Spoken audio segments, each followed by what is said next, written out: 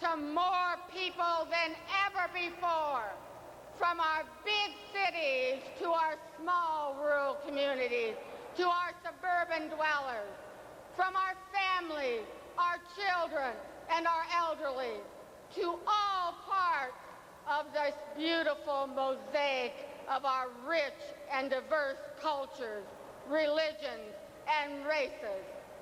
United in spirit and ideals, and proud of our diversity, we can offer the American people in 1988 a committed, caring, and concerned national ticket. We took the first step toward realizing our vision for the future by getting involved in the Democratic Party process. The second big step will be taken here at this convention when we nominate the next President and Vice President of the United States, Michael Dukakis and Lloyd Bentsen. And the final step will be our strong, united commitment to the Democratic ticket in the days and months ahead. Our next speaker this evening will address the very heart of our hopes and dreams for the next century, the very soul of the American future, our children. She serves with me as a vice chair of the National Democratic Committee, the former chair of the Board of Supervisors of Black Hawk County, Iowa. Please join me in welcoming our dear friend, Lynn Cutler.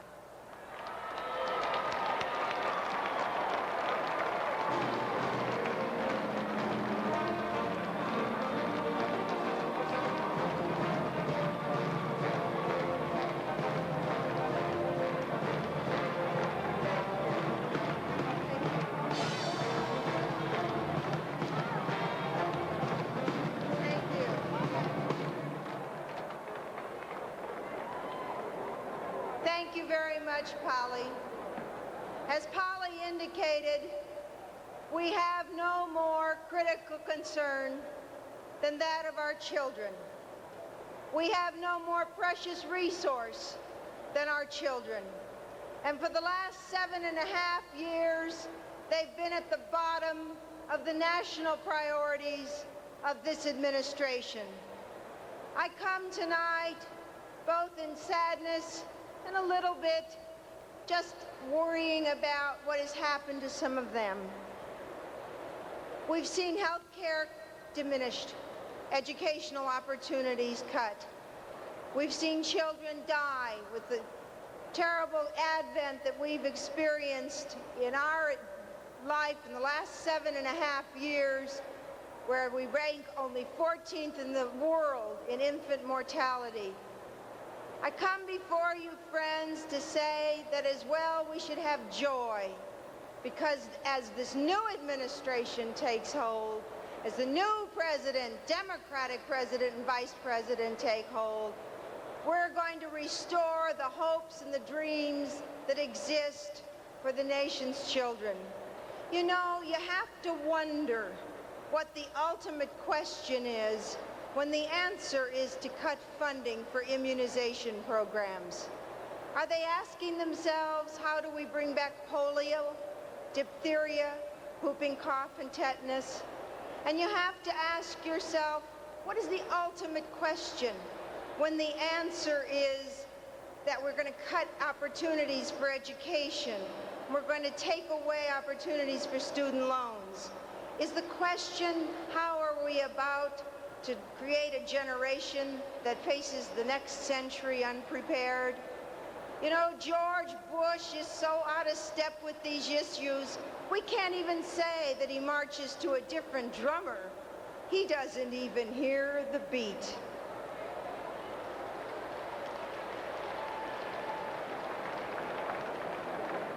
I'm looking forward to this campaign as the Democratic Party is the one that really stands with America's families and with our most precious resource, our kids.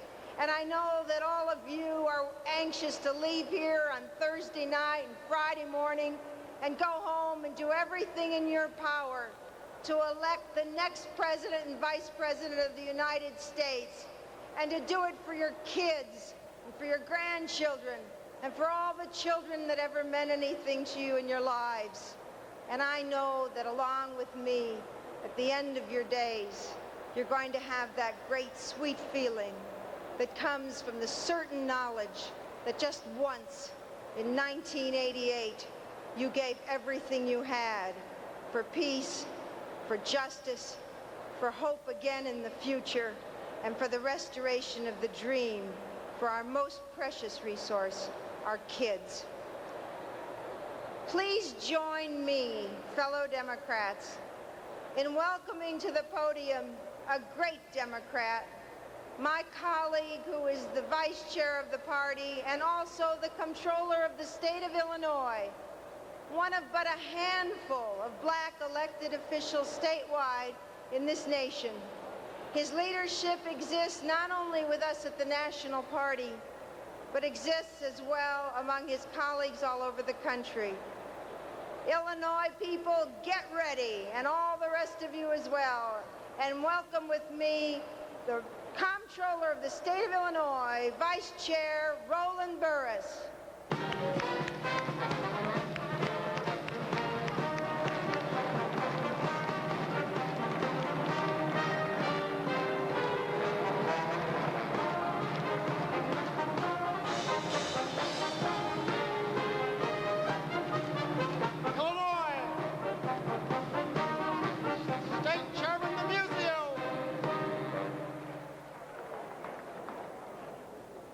Thank you very much, Vice Chair Cutler. Fellow Democrats, as I stand tonight among so many friends, I can see that we are a party filled with life and filled with promise. I see that we're Lieutenant Governor Doug Wilder of Virginia and State Treasurer Jim Lewis of New Mexico, and State Treasurer Francisco Borges of Connecticut, and Congressman Mike Espy of Mississippi.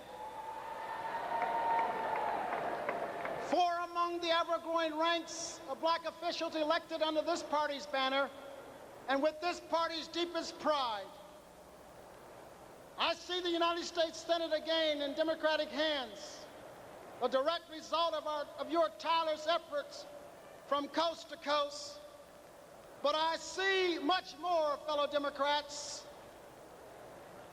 I see a resolve to work together to achieve our common goals of social justice and equality for every generation.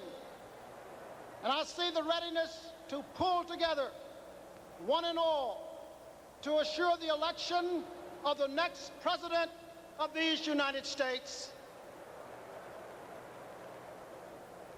In the past, we Democrats occasionally have let the passion of the moment rule our better judgment and have taken home our marbles when the party and its candidate most needed our voice and our strength and our help. The pundits and posters say that this election is ours to lose. But with a united Democratic Party, I say that it is ours to win, and we're going to win in November. Just look around this room and you will see the difference between the Republicans and ourselves. We are the party of the people, all the people. But in the shadow of Ronald Reagan, too many of us lost our faith and actually began to believe the slick Republican advertising slogans that branded us the tax and spend party. I will never be ashamed or afraid of spending for justice. That is why I am a Democrat. I will never be ashamed or afraid of spending for peace. That is why I am a Democrat. I will never be ashamed or afraid of taxing the rich and feeding the poor. That is why I'm a Democrat.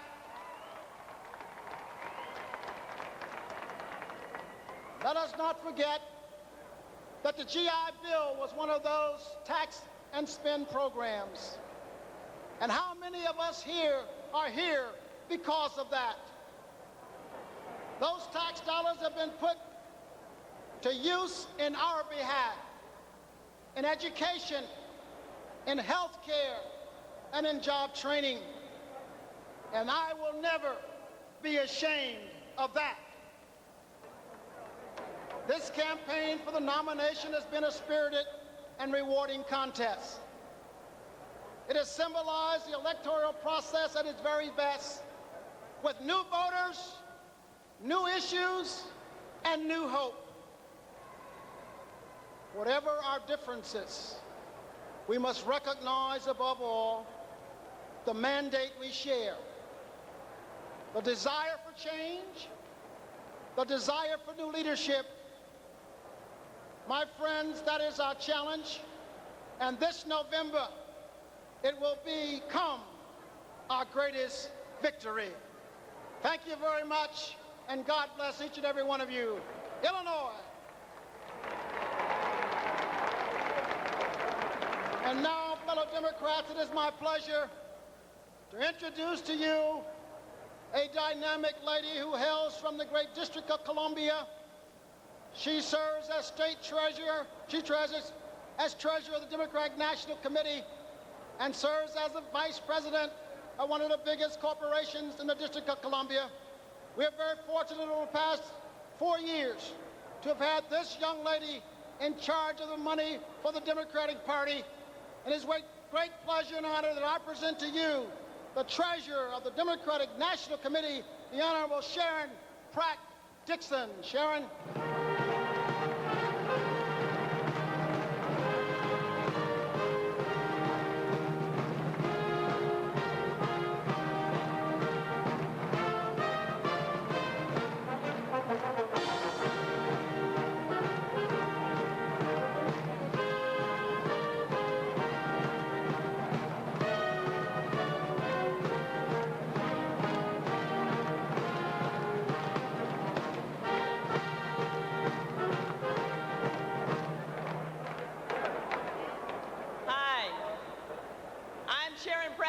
Here with the Dixon family. I'm treasurer of the Democratic Party, and I hail from what will soon be the 51st state, now known as the District of Columbia.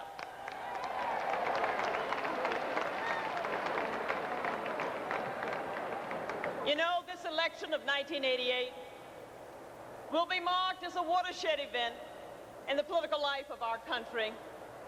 Well, you see, my friends, there's a new America emerging, a new America searching for strong and responsive leadership, a new America eager to hear and follow the message of our Democratic Party.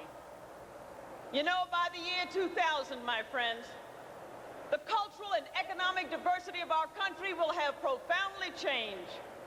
We will be a country that reflects each and every nation, every culture of every stretch of this earth, every reach of the world. And the Democratic Party is the party offering a rich reflection of that new diversity of America. And we do it in the candidacy of the Reverend Jesse Jackson, and we do it as well in our own nominee, Governor Michael Dukakis, who are reaching out to the new reflection of America, the new dynamic and changing mosaic of our country. You know, there's a new America emerging. And in that new America, 60% of the American women with young children will be working. And some 20% of these women will be heads of households. And we are not working as an act of social protest. We are working in a quest for economic survival. In that new America, women and children cannot possibly prosper and flourish without strong and responsive leadership. We need a president who understands that we must expand Head Start, promote pay equity, and at last support child care.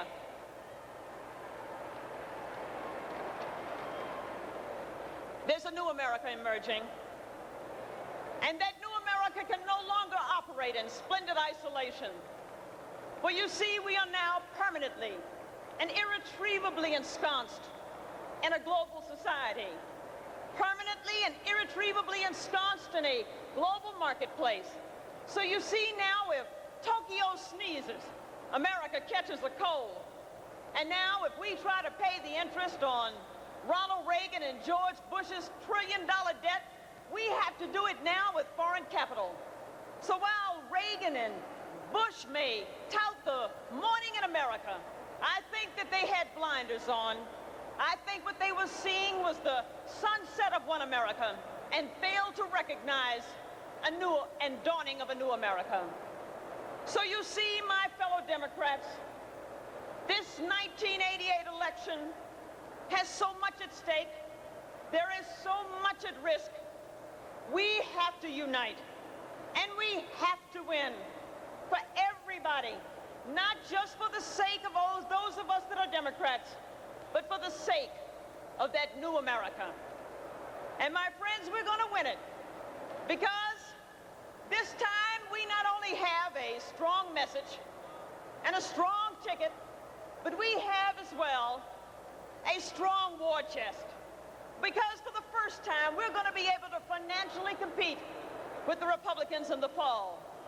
And so much of this is attributable to the able and fine leadership of our own distinguished Chairman of Finance. It is my distinguished honor to present to you now our own Chairman of Finance, Dick Razor.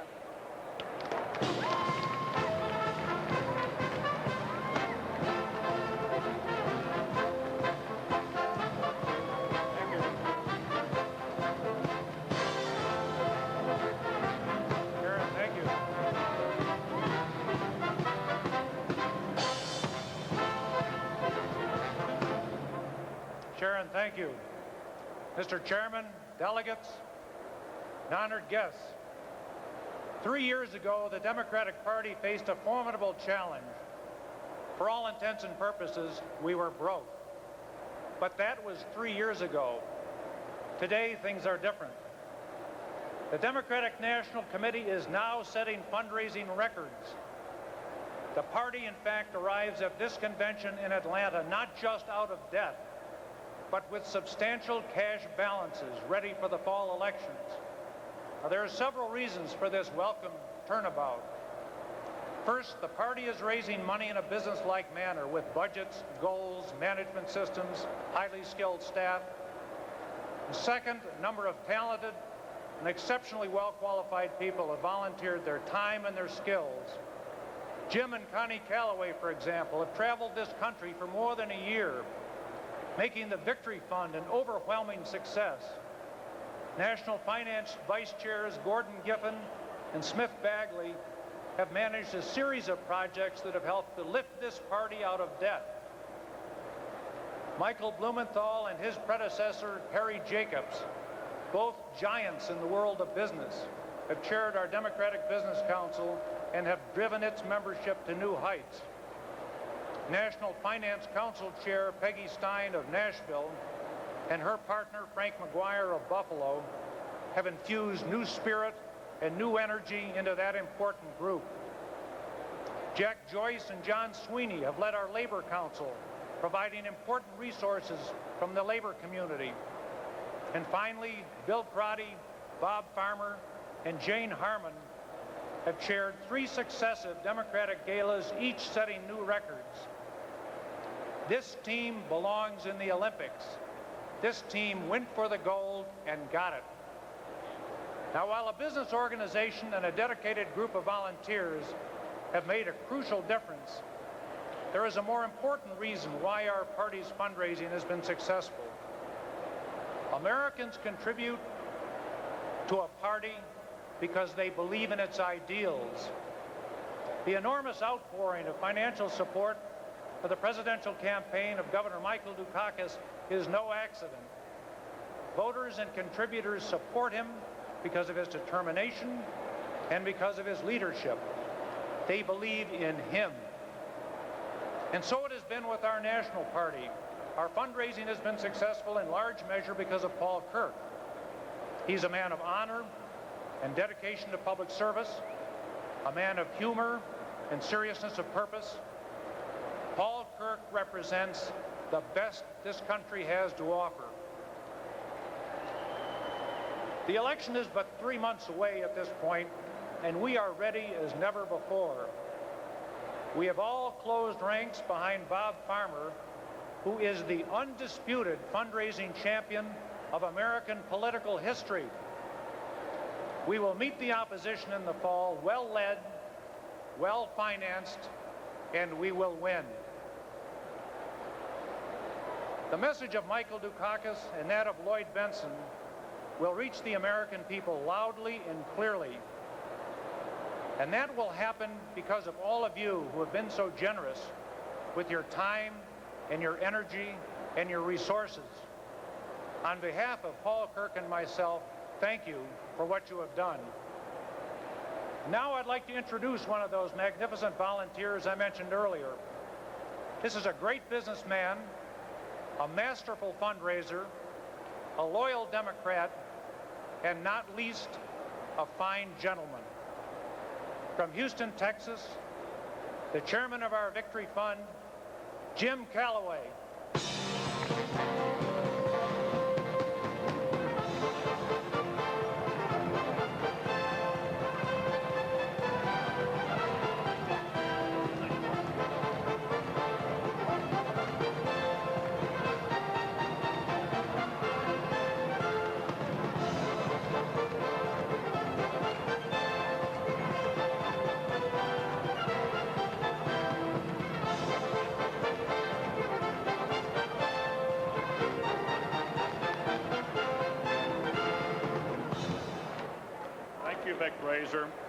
It is to your credit and Paul Kirk's credit that the Victory Fund was made possible at all. Tonight I want to say a little about money and a lot about people. A year ago, Paul Kirk asked me to become chairman of the Victory Fund. For the first time in the history of the party, we chose to try to raise an independent, segregated fund to be set aside to be there ready for our nominees when they're nominated this Thursday night, to raise that money not after the convention, but before the convention, in order to give our nominees a head start in beating George Bush in November. Our goal was $8 million to be raised before the convention. I'm here tonight to say that we did not raise $8 million. Ladies and gentlemen, Victory Fund tonight has raised $12 million. That is $12 million. And that is not a Republican count. It is a good, honest Democratic count. In addition, this Thursday night, when Governor Dukakis and my own Senator Lloyd Bentsen are nominated as our nominees, there will be over 10,000 house parties held in America where the people will be coming on a grassroots basis and contributing money to the Victory Fund. Sometimes after too many weeks of airplanes and hotels, I thought I must be crazy to spend a year of my life on the road in this job. I'm not a professional fundraiser, and it certainly is not fun to do it, but I think of myself as a beggar for a great cause. It is the cause of justice and peace. It is the cause of education. It is the cause of good health and jobs. It is the causes of the Democratic Party. I came from a hard-working union and farming family in Central Texas, and that's where I discovered and learned to love the diversity of our party. Whether you're a small or large contributor to the Victory Fund, God bless you and thank you. Thank you again. And now it is my pleasure to introduce an old friend of mine, who have changed the meaning and the whole record of fundraising. He is a man who, if we have made strides in the Victory Fund so far, and there's victory there, will lead us even to greater victory in fundraising in the months to come. And I promise to be there with him every step of the way. Ladies and gentlemen, let me present to you the treasurer of the Dukakis campaign, a great American, my pal, Bob Farmer. Thank you. Thank you.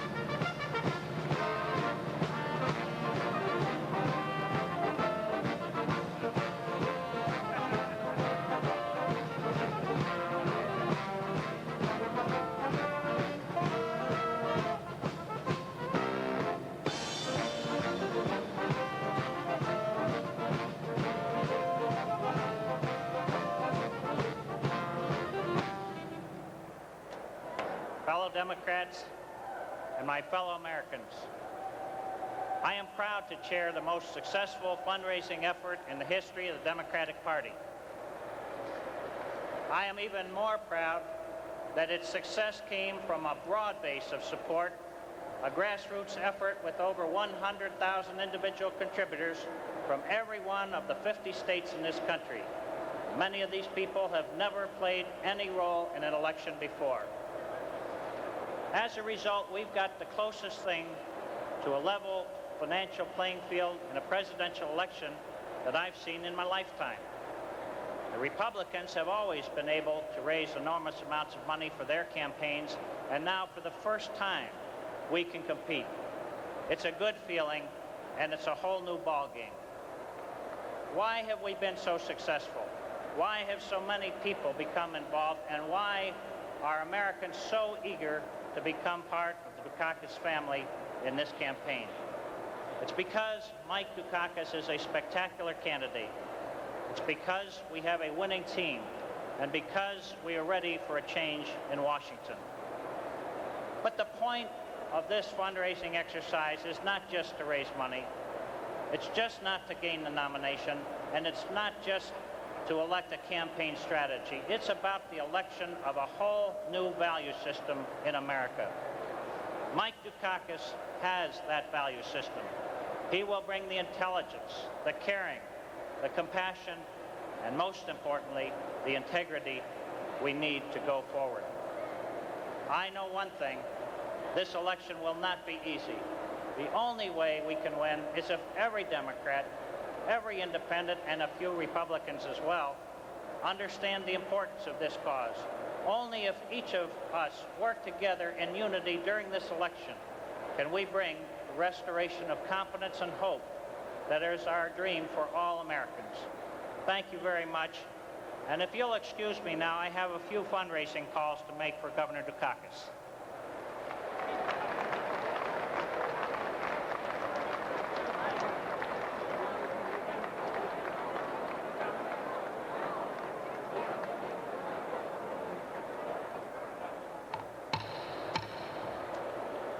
How do you like Atlanta?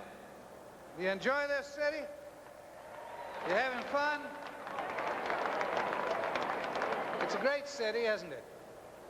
Atlanta is a city that combines all the charm of the old South and all the modern efficiency of the new South. We've seen this town welcome Democrats many times, and they welcomed them with warmth and grace throughout this nation. But I just want to say that organizing a convention is not something that just happens. It takes a lot of work on the part of a lot of local people. And I know that it couldn't be done without the active, enthusiastic support of the citizenry of this community. And so I know you're going to want to welcome those who have welcomed us. And you're going to want to join with me in giving a warm ear and a happy response to two of those who have been members of their committee. The Democratic Party is fortunate to have a host committee headed by Stephen Seelig and Yvonne Yancey. Stephen Seelig and Yvonne Yancey, chairs of the host committee from this great city of Atlanta. Thank you, sir. Appreciate that.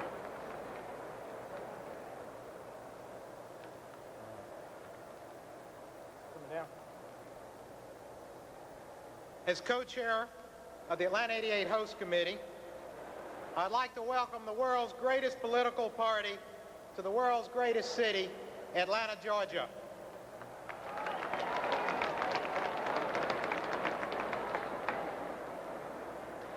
Ladies and gentlemen, for the past year, over 10,000 people from all walks of life have worked together to make this convention the best in history. I extend my thanks to them and my welcome to you. From every corner of this city and from every part of this state, our citizens extend to each and every one of you a large dose of our famous Southern hospitality.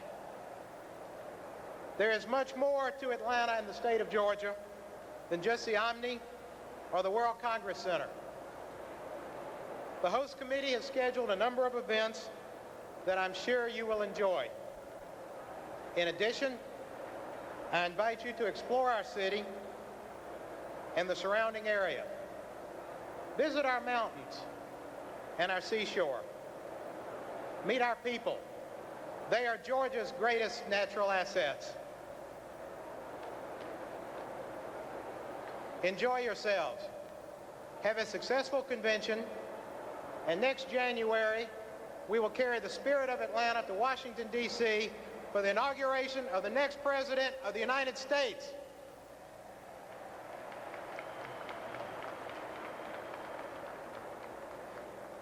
Atlanta and Georgia are made up of great people. We get along, we like each other, and we're glad you're here. And now I would like to introduce my co-chair, Yvonne Yancey.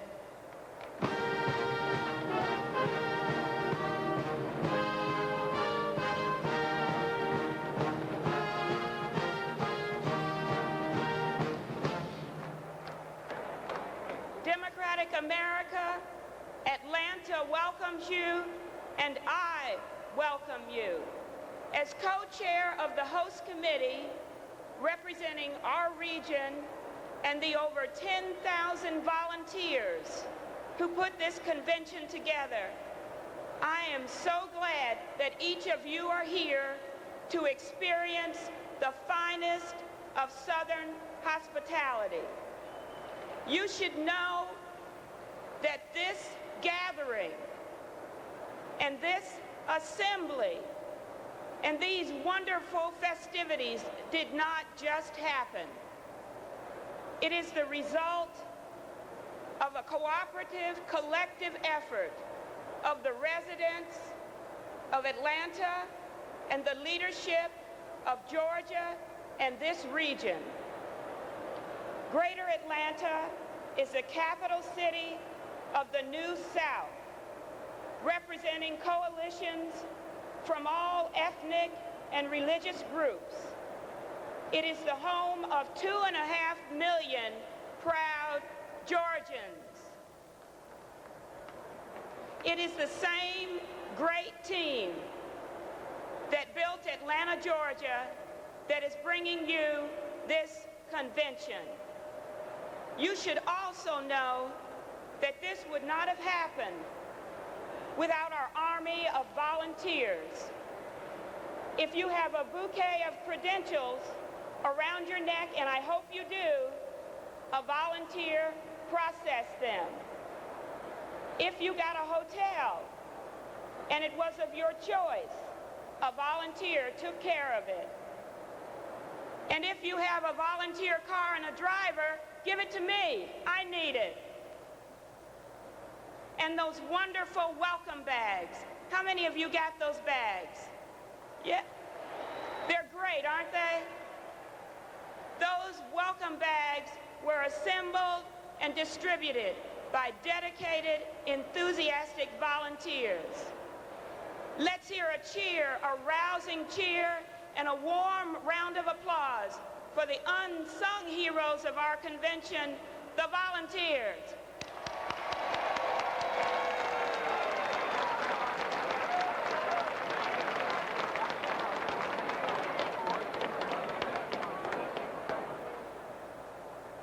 Chair wants to recognize somebody who deserves recognition. Down before the podium is the Missouri delegation. All eyes look to the Missouri delegation. Back here, and I'm going to present a proud son of Missouri. I want us to recognize somebody who's got a future in this Democratic Party of ours. He was the hero of the Iowa caucuses. He blazed a trail in Congress for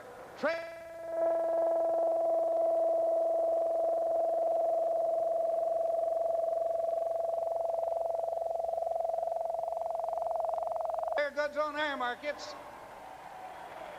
A man who fights for jobs, who fights for people, who is the chairman of the Democratic caucus in the House, Richard Gephardt, and his wife Jane.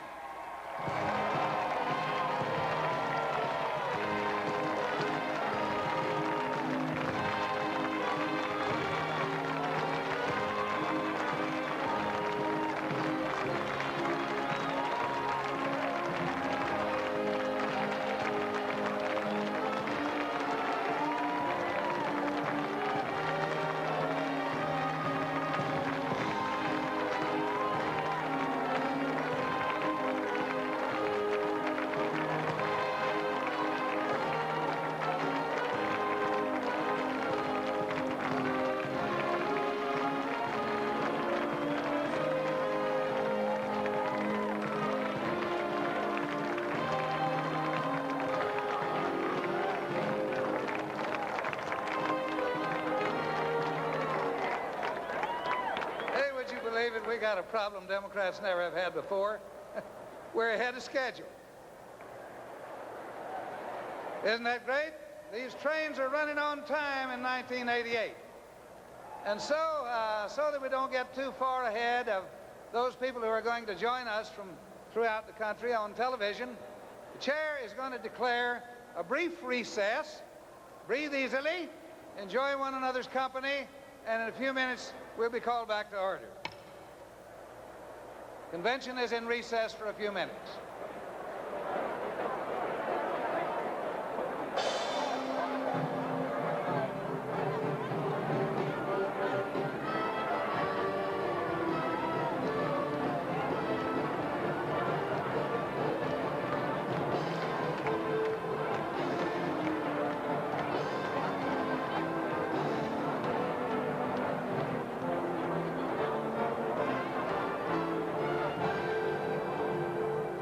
Watching C-SPAN's special coverage of the 40th Democratic National Convention from Atlanta, Georgia. And as Speaker Wright just said, there will be approximately a 20-minute recess period, which may be somewhat unprecedented in the history of conventions. And here in our studios in Washington, D.C., is a gentleman that you have seen many times on the C-SPAN network, usually punching buttons and taking calls, but in his own right is a correspondent of American Broadcasting Corporation, ABC, and has also covered some 13 conventions, Bob Clark. Bob, unusual that you see a recess in one of these conventions? It certainly is unprecedented that the convention is ahead of schedule.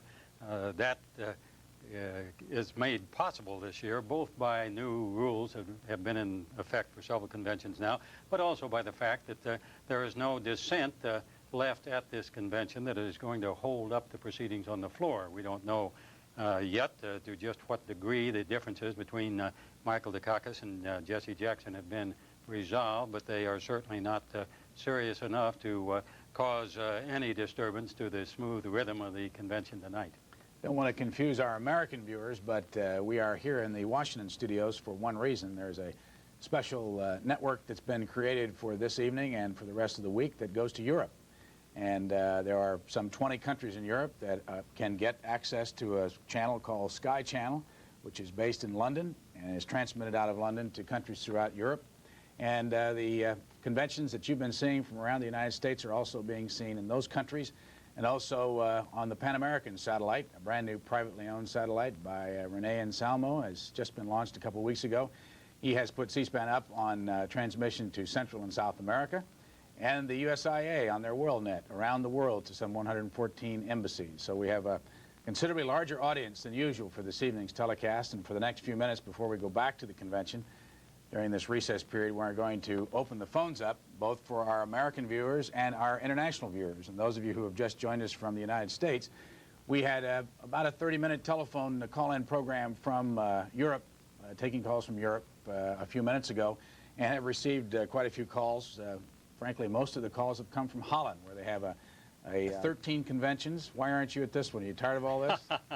No, I am doing some other things these days, not primarily covering politics, though I have done a good deal of political coverage this year. I don't think you ever get tired of covering conventions. It's like the old fire horse syndrome. You hear the fire alarm ring, and you race from wherever you are, anywhere in the country, back to the convention city. Might point out that for this evening and during the week, we're going to have an international number that's often used by our American viewers, but you're going to have to switch gears here a little bit. The number that we're going to use for out of the United States, outside of the United States, is 202-783-2727, as you can see there on your screen.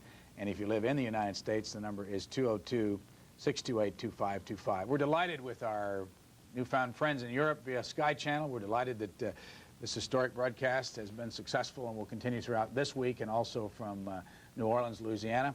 And we're going to take a call now from Amsterdam in Holland. Go ahead, please. You're on the air. Yes, I have a question. Yes, sir. Go right ahead. I'm under the impression that the candidate is not quite elected because of his political views, but because of his media presentation. Am I correct? Any candidate running, is that what you're saying? No, I'm referring to Ronald Reagan. You mean in the past? In the past, yeah. Just because the only reason he got elected to office was because of his television presentation? Is that your question? It was my impression that President Carter was a bit of a fool looking like that time because of the Iran scam. And President Reagan was kind of an actor. He played with the people. Okay, thank you for your call. Bob, that puts you on the spot. Well, President Reagan, of course, is known in this country, and perhaps it is carried over into Europe as the great communicator. He is a person with extraordinary skills on television, and part of that stems from his days as an actor in Hollywood. Certainly, television has had a great impact on politics, and perhaps especially presidential politics in recent years. It certainly helps if you are a good communicator, if not a great communicator, and there are a lot of little tricks that go along with this. Not very many people are born to that talent, and some of our presidential contenders have worked very hard, and some rather pathetically, trying to improve their speaking quality and their ability to project on television. Well, you see on your screen here in just a moment, back on the floor of the Atlanta, Georgia convention for the Democratic Party, look at the difference in the colors. And would you say that's television, prepared for television, the color scheme?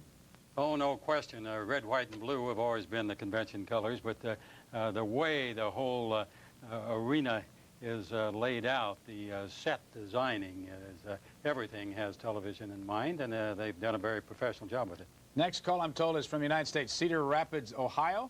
Iowa. That's what I thought. Cedar Rapids, good evening. What's your comment? Yes, I'm calling. I'm very disappointed in the Democrat Party that I think they robbed Jesse Jackson of the whole process, and I'm not necessarily disappointed in that part of it.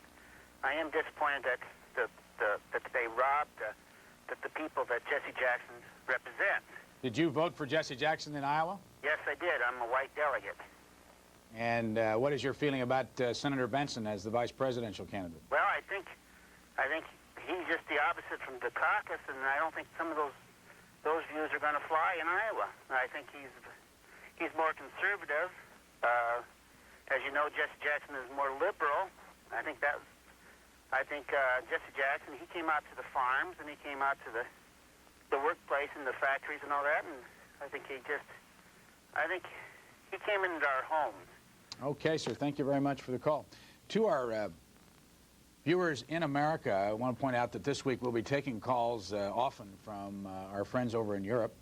And as far as that goes, if we pick up some viewers in South and Central America or any of the embassies around the world, certainly welcome to call and participate in this coverage. And we hope that our American viewers can understand that this is an opportunity for us to get a view from outside of this country and get a better, get an opportunity to better understand how people view us from afar. Our next call is from Amsterdam, again in Holland. Go ahead, please. Good evening, Amsterdam. You're on the air. Hello. Yes, sir. What's your comment or question? Is it possible to screen that address which you showed to get hold of this brochure again? Certainly. Before I do that, though, tell me, where are you watching from? Are you watching from home? Yeah, I'm watching from home. And do you watch television often on this? Do you watch Sky Channel often? Not really, but particularly these American elections are very interesting. And how much do you think you're going to watch this week? If possible, I watch every day, but it's unfortunately not possible to watch the whole night, isn't it? All right, sir. Very much. Thank you for the call. And we're going to have we'll have address on the screen here. You can see there on the bottom of the screen. And those of you we were talking to, our European viewers earlier, and suggested that if they had the time and the interest to drop us a line and let us know what they think of the coverage this week. You can see it's 444 North Capitol Street, Northwest, Suite 412, Department Sky, Washington, D.C. 20001. We're going to end this recess, we're told, in about 5 minutes. Let's take a call this time from Kent, Washington. Go ahead, Kent. Hello. Yes. I wanted the people in the foreign countries to understand that the American people aren't so naive. We elected Ronald Reagan because of his policies, both domestic and foreign. And we have a Democratic Party over here that talks out of both sides of their mouth. For instance, they say they're for the homeless.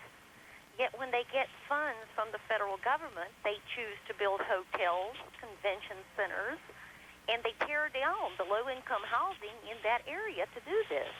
They also say that they're for health care, and they are concerned about people that don't have health insurance or can't take care of themselves. But yet they, over here, the Democratic Party, which controls 41 states legislatures, they will give $57 million, this is just for my state alone, to public employees to subsidize their health insurance, but yet they won't be able to come up there, aren't able to come up with $6 million to protect the mentally ill in our hospitals. And under threat from the federal government of cutting off funds, they finally come up with $6 million, but they pay public employees. They subsidize public employees with COLAs. Public employees in this country don't have to worry about inflation. All right, listen, I'll tell you, Kent Washington, thank you very much. I might point out to our European viewers that that was someone of the other party, no doubt, calling in, giving their views as to how they see the Democratic Party. And we have our next call international from Dublin, Ireland. Go ahead, Dublin. Hello? You're on the air. Go ahead. Yeah, well, I'd just like to say one thing, that it's an awful shame in this year of the election that you can't get Cork correct. You called it Dork. Now, thank God I'm not from Dork. Let me explain, caller in Dublin, let me explain what happened. When the person answered Yeah, well, what I can explain is that your gentleman said this other person was from Dork. I'm not from Dork. I'm from Dublin. I'm proud of it. I love Ireland. It's a great place to be, but there is nowhere in Ireland called Dork. Okay, let me explain to our callers that just joined us.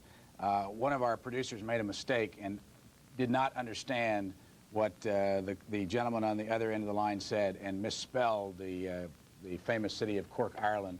And obviously our caller from Dublin was offended by that, and we apologize to her. It was an honest mistake, and having a family that came from that part of the world, I can understand it even more maybe than she can, because I made the mistake.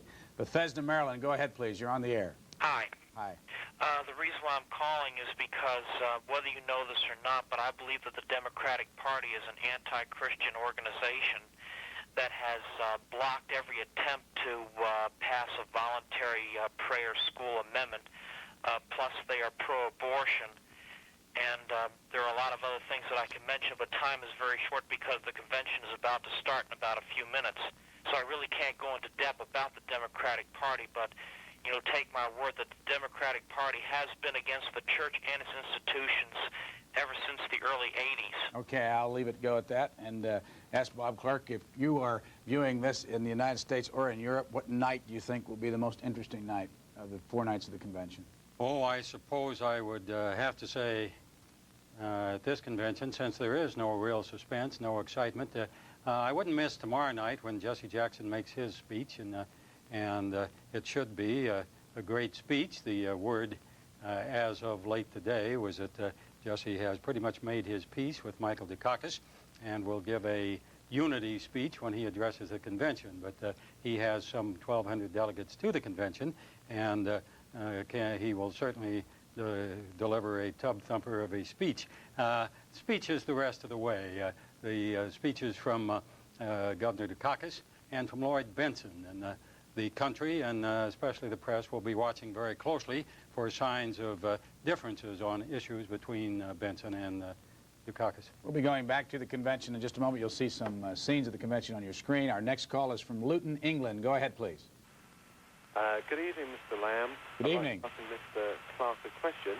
Mr. Clark, do you honestly believe that there will ever be a black president of the United States, mainly Jesse Jackson? Or do you think the Democratic Party is just fooling themselves about that and his supporters? Caller, what do you think from your observations? You sound like you watch our process over here. Okay. Well, if somebody had asked me the question 6 months ago or whenever the caucuses and everything first started back there a long time ago, if I'd have put money down, I would have never have thought Jesse Jackson, the American, Dukakis, would ever have chosen Jesse Jackson to run with him. Okay, thank you. I must tell you, we're going to probably have to go back to the convention in just a moment. And before Mr. Wright brings him back in, I want to point out that we are going international for this particular week for the convention of the Democratic Party in Atlanta, Georgia, as we will do for the Republican Party. And the C-SPAN telecasts are being seen throughout Europe in some 20 different countries. The biggest viewing audience would be in either West Germany or in the Netherlands, where they have over 3 million homes in each country that can see this network this evening, and a lot of other cities and towns, including probably one of the smallest audiences would be in the country of Iceland, where they have some 700 people that can watch the Sky Channel. Also being seen throughout South America and Central America via the Pan American Satellite, the first privately owned international satellite, and in our embassies throughout the world. Some 114 embassies are connected to WorldNet, we understand. And this is a recess, and you can see that the Speaker of the House, Jim Wright, is ready to go and continue the convention. I want to present somebody that you're anxious to see. In 1984, we had a gallant standard bearer. We were led by a man from Minnesota. He was a stalwart, strong, independent voice in a difficult year. Understaffed, undermanned, underfinanced, he preached the democratic gospel to a nation that was not yet willing or ready to hear. But he did it with grace, and he did it with determination, and above all, he did it with the honesty to tell the truth to the American people. For his commitment to civil rights and equal justice, for his unselfish dedication to public service, he will always be remembered among Democrats everywhere.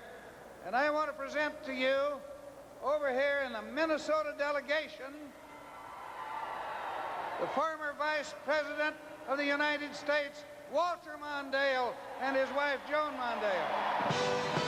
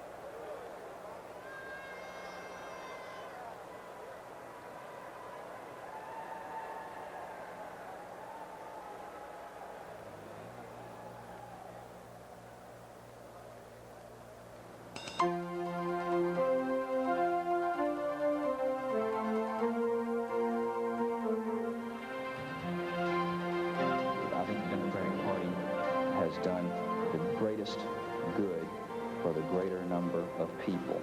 And I think there are things about our makeup as a party, but it will continue to play that role. Our party is more diverse. It's made up of people from all walks of life. You can see our diversity in the delegates gathered here. John Barrow, a lawyer. His mother, Phyllis, a professor from Athens, Georgia. Minnie Frost, a registered nurse from Wichita, Kansas. Velma Clayton, a sewing machine operator from Anniston, Alabama. It's hard being a working person, she says, and the Democrats are the ones looking out for us. People must care for each other, and if people can't care for each other, then government really does have to come in and help out. Marjorie Benton is here from Evanston, Illinois, because she cares so deeply about our children. So does Ethel Parks from Miami, Florida. And Ray Allen from Tuscaloosa, Alabama. I can always find time, he says, for these kids with cerebral palsy. I'm just so grateful my own kids are okay. All of our children depend on our nation's teachers. Betty McGuire is here from Malvern, Arkansas. William Wilson from the University of Chicago. And Fran Vargas, who teaches bilingual students from San Jose, California. To me, the Democratic Party is a party that is concerned about people, whether you are a member of an Indian tribe or whether you're a black, Chicanos, or what have you. Joel Khoury came to America from Lebanon and ran a grocery store in Minnesota. He became a citizen of this country with the help of a man who occasionally dropped by that store, Hubert Humphrey. And I saw what kind of Democrat he was. And I said to myself then, if that's the way the Democratic Party operates, that must be the party for me, because that's the party of the people. This is the third convention for Joel Khoury, but this time he's not here alone. It is time to pass the tradition on to his son, George. It is a God-blessed land, and I'm very proud to be an American.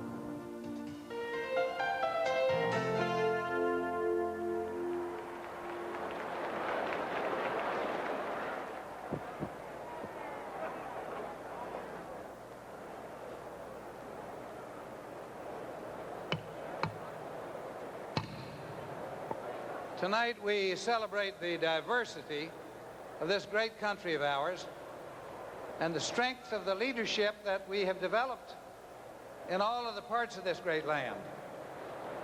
I want you to look with me to the Arizona delegation,